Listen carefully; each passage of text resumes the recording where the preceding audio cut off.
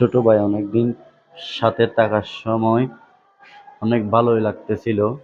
আজকে আমরা চলে যাচ্ছি হচ্ছে, ও চলে যাবে যেখানে থাকে সেখানে। ওই জন্য অনেকক্ষণ গল্প গুজব করলাম। তখন বাজার গিয়ে ওকে নামাই দিলাম। যতক্ষণ পর্যন্ত চোখের আড়াল হয়নি ততক্ষণ পর্যন্ত দেখতে দেখলাম। আসলে খুবই খারাপ লাগে অনেকদিন থাকার পরে যখন বাইক চলে যায় পাশের থেকে,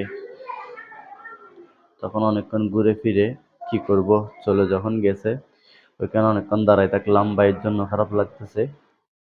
এরপরে দাঁড়াতে দাঁড়াতে ভাবলাম যে আপনাদের সাথে এই জিনিসটা শেয়ার করি। আপনাদের হয়তো এরকম আপনজন যখন দূরে চলে যায় আপনাদেরও হয়তো এইভাবে খারাপ লাগে। তখন চলে গেলাম হচ্ছে পেট্রোল পাম্পের দিকে। যখন আমি এই বাজার আমাদের পার্শ্ববর্তী বাজারটাতে আসি, আমি পেট্রোল পাম্প থেকে পেট্রোল ভরে নিয়ে যাই বা অকটেন ভরে নিয়ে যাই। পেট্রোল পাম্প থেকে বললাম পেট্রোল ভরার জন্য অপেক্ষা করতেছি, অন্যরা নিতেছে পেট্রোল। এদিক ওদিক ঘুরে দেখলাম।